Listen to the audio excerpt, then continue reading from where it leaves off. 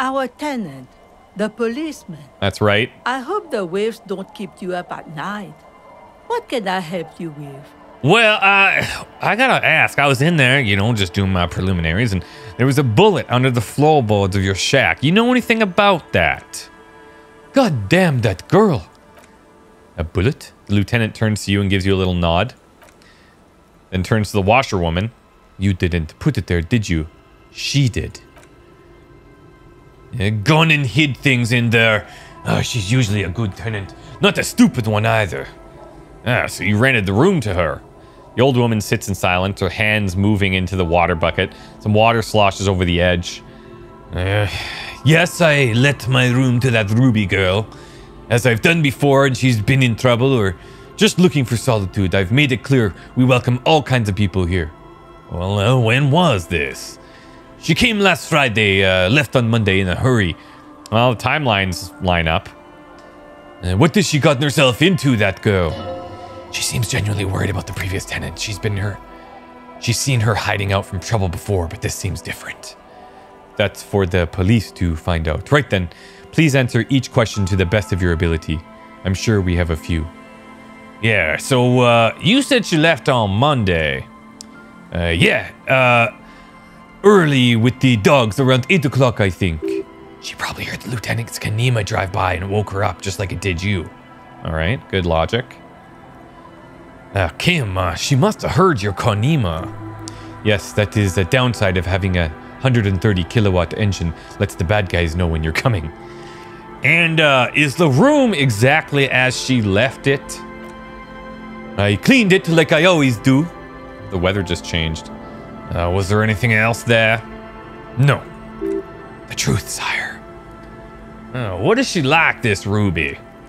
She's good company, knows how to talk to an old woman. At my age, I don't get a lot of quality conversation, so I really appreciate that about her. Did she talk to you much during her last stay? No, she was mostly silent this time, kept to herself.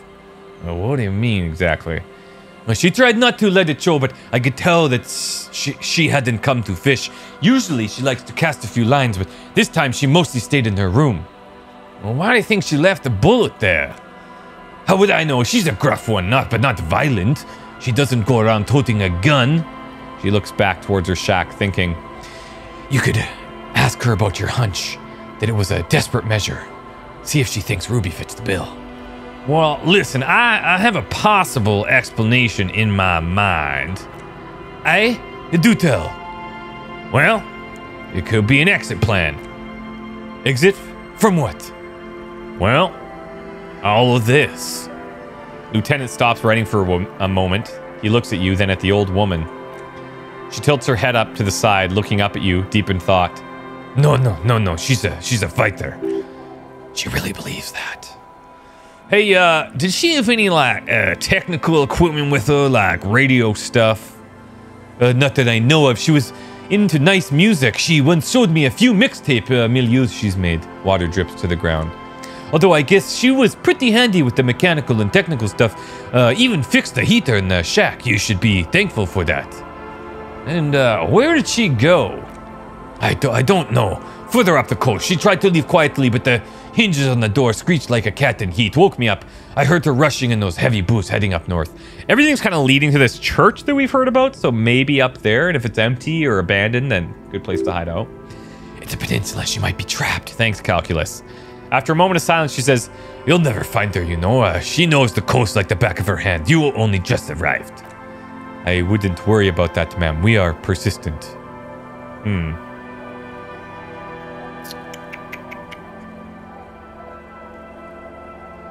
Well, further up the coast we go, then.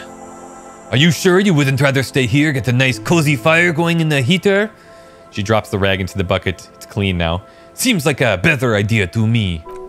No, you can do it. You'll have plenty of juice in you before you drop. Behind the cinder block houses, old pre-war ruins rise to the sky like dark palaces. The wind calls. Alright, well, another thing. I was asked to get your signature from Evrock Clare. What's this about? Come now, I can't read all the scribble. Tell me what it says.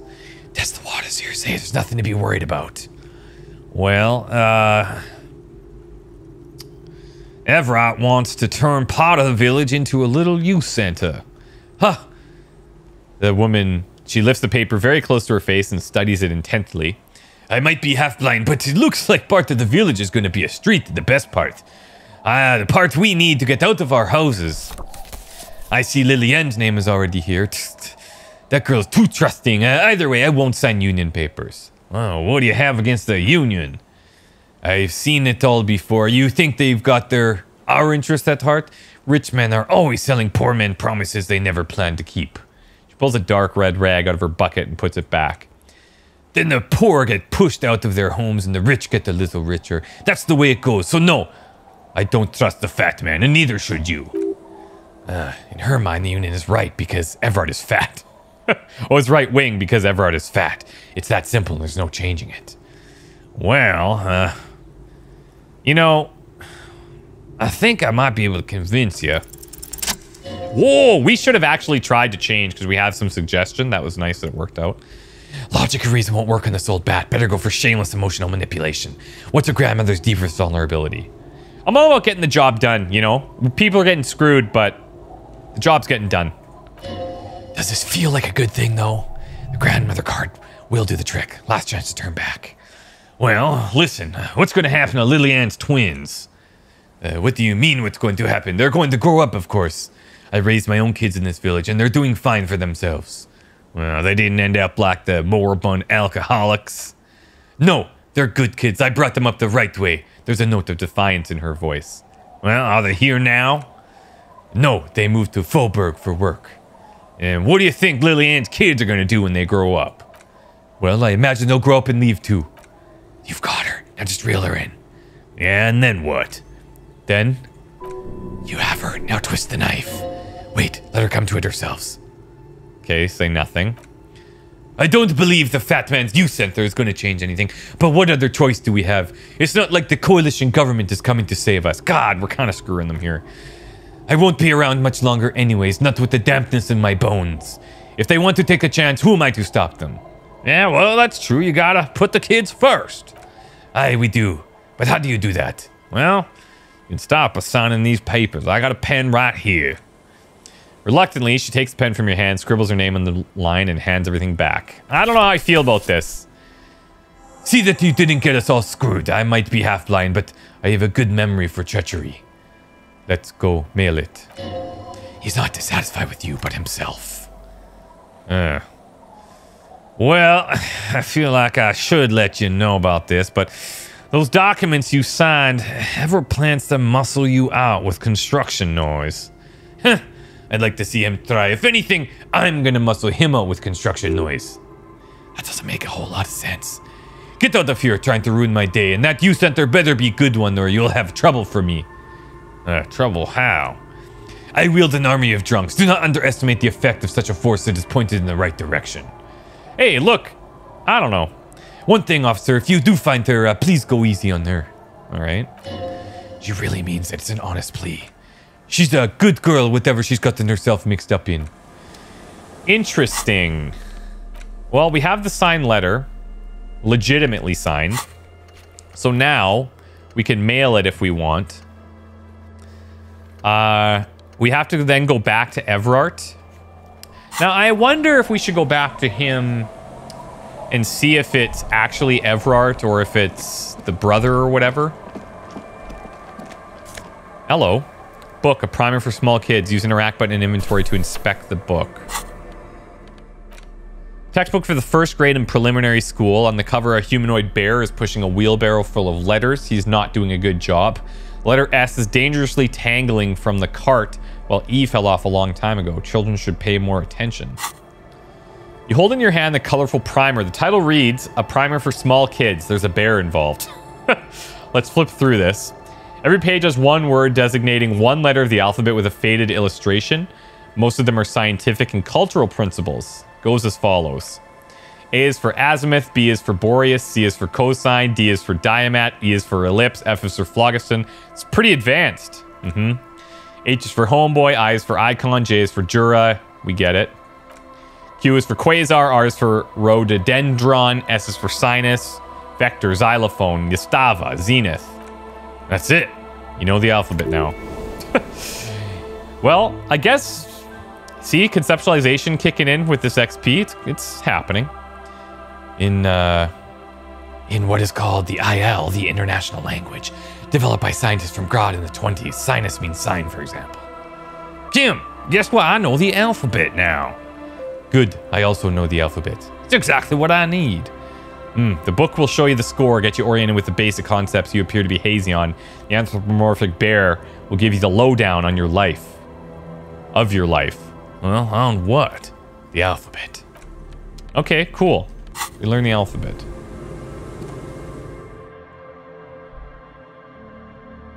So this must be her personal lodgings then, right? Ooh. Ruffed grouse. We're just gonna steal this? I mean... Oh, there's someone here. I guess we are gonna steal it. The dead body of a grouse stuffed with some unknown material. From a distance, it might just pass off the real thing. Bird itself looks extremely ruffled and slightly grumpy. Industrial coal pellets burn with an orange glow. Who's this kid? Little Lily. Hello, mister! Young girl, barely 4 or 5 years old, sits on the sofa. She's looking at you with frank curiosity. She clutches a small stuffed animal. Occasionally, she twirls it around. Oh! I don't see the gloves on her. Hey, if you don't mind me interrupting, I heard there was a girl here who has armored gloves. Is that you? Oh, I had gloves, very big ones, heavy too. And where did you get these gloves? Found them when Lambie and I were playing hide and seek in an empty house where no one lives. I think someone hid them there. She doesn't want you to think she stole them. Well, and where are those gloves now, miss? I hid them. The twins were going to take them. They're stupid. Fair enough. We're going to need those gloves. It's for important police business. He enunciates the last 2 words carefully. Ooh. Okay. They're in my sandcastle. She points somewhere outside. Behind our house, under the sand. You can break the castle. It's not very good. Okay, cool. Hey, do you happen to know anyone named Ruby? Luby. Suddenly the girl gets all serious and leans in as if she's about to tell you a secret. My mom tells me that I'm a big girl, but she doesn't know that I can't say ooh. Or sometimes I can, but then ooh or oh. Kids. Lieutenant shakes his head. Are you Lillian's daughter? Yes, I am, little Lily. Makes sense. You know my mom? Yeah, we met earlier. That's nice. My mom is great. She's never angry or anything. It's weird that she would say that. And are the twins outside? Those are your brothers, I presume? Yes, they don't want to play with me. They're older and play outside. They look the same. Sometimes I can't tell them apart. Yeah, I guess they do look alike. Lambie tells me... Oh, wait. She continues laughing. Lambie tells them apart. She waves her fuzzy doll in the air. Hey, what's this bird thing I got here? It's a grouse. You might be able to get on Garte's good side if you make up for the school you broke. Okay, yeah, fair enough. Maybe he'll let me stay there for free. Not that it matters anymore since we have this place. Yeah, can I have it? I know someone who really likes stuffed birds. Sure, I mean, you already took it. I don't like it anyways. It looks angry. And what's that thing you're holding exactly? It's Lambie. He's my friend, sort of. Sort of like... Lambie is a stuffed lamb that, admittedly, has seen better days. One of the eye buttons is missing and the fur tattered in several parts. Hey, Lambie looks pretty soft. Yes, very soft. Let's press our cheek against it weirdly. Isn't he soft? Yes, he is. Thank you so much. I appreciate all the help. Goodbye now. Bye. Okay, cool. So we might be able to get back on Garte's good side. We now know that she hid the gloves in the sandcastle behind the house. We're going to go search that area. We also have to search the coast or the reeds for the passport potentially, and maybe, who knows, anything else. I wouldn't mind going to mail this thing sooner rather than later. I guess this is a sandcastle. Weather has not been kind to Lily's little sandcastle. The once mighty towers are quickly eroding away. You can see something shining back to you from what must have been a vast underground catacomb network. Let's reach in and pull out the shiny object. Nice. The walls and floors give way to giant's greed, collapse, and present you with a pair of ceramic gauntlets. Congratulations, that's the gauntlets down. We're doing good in the armor collection front. So we need what? We got boots, we need like pants or whatever, and then we need the torso area. Let's see. +2 to interfacing? Yes, please. It's better than our yellow gardening gloves. We really have no purpose for those anymore. Reaction speed, hand-eye versus authority. Yeah, look at this. We're gonna go full out soon. If we can find them. Do we have any other hints as to where those things are? I don't believe that we do. No. So this is gonna take a while, so fine. Something out there. Just check out the left side, make sure we cover all the angles. Oh, what do we have here? Little black swallow circles above you here at chirp. Right, we're not deaf. It's a bonus. How do we get up here, I wonder? Taking us pretty far. Water runs from the west. The source is upstream. Maybe a broken pipe? Could be. Nice. Magnesium and Nosafed. We're running low on any, like, health charges, so it's good. Rust-eaten letters read Mazout. Winter, slow to let go of Revachol. Flecks some more wet snow from above you. The snow falls lazily, making the beach sand paler still, mixing with the rust-colored sewage runoff. And to think, it seemed as though it were already spring. How does it feel? The melting snow seeps through your thin clothes. Grandmothers don't let their grandchildren out dress so lightly in this weather. At least your hair is protected from getting wet and sticking around. Hey, can we use any of this to find Ruby? Near, snow falls into dark water. She prays, though she doesn't believe. The church, see? Feeling it. There's a hum in the air. And what's below me? Layer upon layer of poison and industrial runoff, the storm drainage, hidden bunkers, rats scuttle. Hey, tell me a secret of the sands, wind. Someone stuffed a big old polar anorak into a concrete pipe under the boardwalk. Should keep you warm. It will probably never happen across it, but who knows? Stomp our feet for warmth. We should keep moving. Who knows when the snow will let up? Yes, okay. Thanks, Kim. Did this come from our crash? Rear tire of the motor carriage. Yeah, I guess. Oh, that was weird.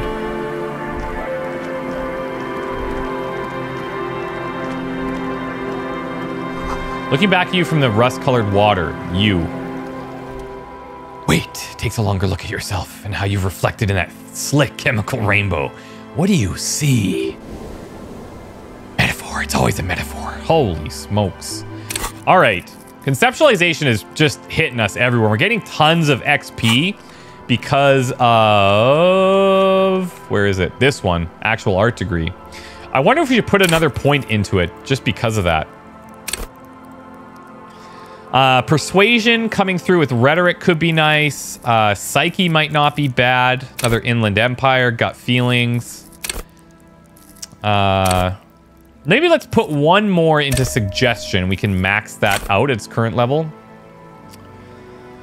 I don't know. I guess it's some kind of metaphor for me. This is more important than you. That's the blood of industry you see before you. The runoff, Coal City. Further down the coast. The engines of fortune once roared here. Great wealth poured into Revachol. The Delta. As did smoke, waste, sickness, and life. What happened? The engine stopped. The West Revacholian industrial base was dismantled after the war. Now extinguished coke furnaces dot the landscape. A landscape despoiled by industry. West Revacholian industrial base? That's so me. Yes, Fortune left you too. Leaving only pharmaceuticals and a subpar service-based industry. I get it. I'm the failed Revacholian area. Thanks. Thanks. I appreciate that. That makes me feel so good. Okay, so, well, what's this? Kick drum pulse. The music's coming from somewhere on the ice.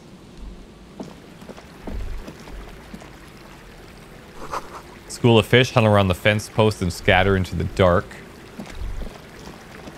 Somebody's hiding over here. Full of holes. Could be the posts. Hides posts. If the post hide treasure, look inside. Before you, a drawbridge. It can only be lowered from the other side. Whoa. We have to look at each of these? Wow. Yup. Holy crap. That's hilarious. Who would put all this stuff in here? I'm guessing maybe when they're yellow, maybe we can see them because of a perception level or something. There's somebody over here.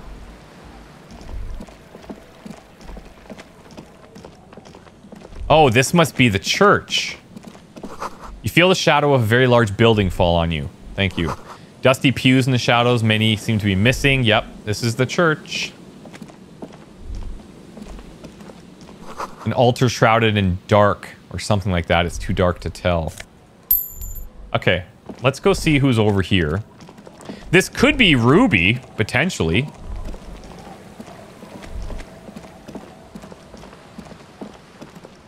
Let's actually go all the way back up here first. See if there's anything behind the church.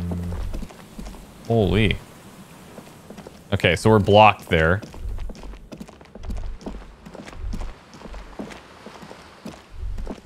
Oh, there's a... Oh, no. This is like a reflection. I just noticed that this is actually a reflection of up here. That's cool. Must have taken a lot of patience to do this. It's like a stack of rocks. Somebody has a lot of time. Painted with pastels. Someone's trying to bring cheer into the world. Frequency can't be that low. This has got to be her. Trash from some unending party. A pole screwed into the ice keeps the tent erect. More tribalistic markings. This post is covered in little humanoids. This is someone's home away from home, just like yours. Can we sneak inside first? Oh, wait. Tent flap. The tent is just tarpaulin fabric, covering a pile of stuff. The flap is open. Inside, 3 young men are listening to some new form of music. It's like nothing you've ever heard. One of them looks at you. Come on! Get in and close the flap behind you. The warm stuff's getting out.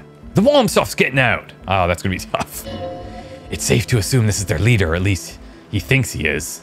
I'm going in. Sorry, we barely have room for one. All right. You go ahead. I'm too old for this. Thanks, Kim. I'm actually not, he thinks. I just dislike delinquents. I'm sure you will feel right at home. Thank you. I will.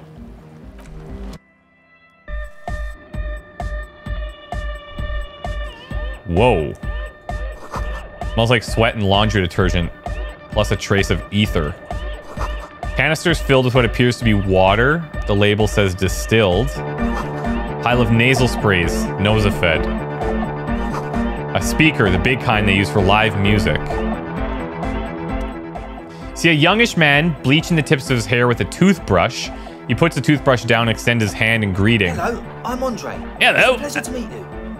It's a pleasure to meet you. There's definitely something futuristic about his hair, aggressively so. You'll get the sense that this is what the future will look like. Imbecilic. Yes, should the future ever come, it will definitely look deeply imbecilic, like this guy. We'll shake his hand. His grip is strong, sweaty, and warm. He's trying to project and inspire confidence. This is my posse. Noid. This is Noid. Young man with earrings looks at you suspiciously. And Egghead. Noid and Egghead. Egg!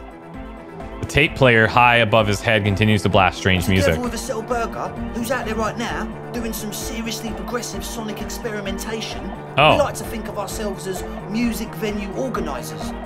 Okay, so maybe that's not Ruby outside. They're saying it's a Cell Burger. Could be made up name, but who knows? Because we know, like, Ruby knows some technical stuff, right? So, question, why are you here? You see, we've been all over Jamrock North, prospecting for real estate to establish a new venue in. Also for talent. Yeah, thank you, Egghead. And while there is no shortage of raw, unfettered talent spinning tapes in Jamrock, we've had rotten luck with the real estate part. Place is a shithole. I apologise for my friend Noid's potty mouth. I realise this is not how you speak to a police officer. He has authority issues. There's no need. This place is pretty bad. Which brings me to the problem of occupied ecclesiastical property. I bet you've noticed the derelict hive of narcomania on the coast. Narcomania? What are you talking about? I'm talking about the church. And I'm not exaggerating.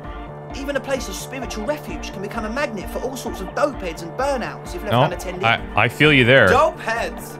Burnouts. Well, I'm sad to say, that's exactly what happened. Sad because we were just about to put Martinez on the map with one of the maddest dance clubs in Jamrock. Nah, strike that, in Revachol. Strike that, the word! And sadder yet, because the dopeheads and burnouts holed up in there are the worst kind. Good. This calls for an opinion. You're an expert in those. What kind? What are the worst kind? I can't do this accent. It's so hard. It's the spooky kind. What exactly do you mean by spooky? I was hoping you would be the judge of that, officer. All I could say is the spookiness is the kind that keeps us from restoring this church into a community center and a place of spiritual refuge. That's just how it's gonna be. Only warm primordial blackness. Your conscious ferments in it. No larger than a single grain of malt. You don't have to do anything anymore. Ever. Never, ever.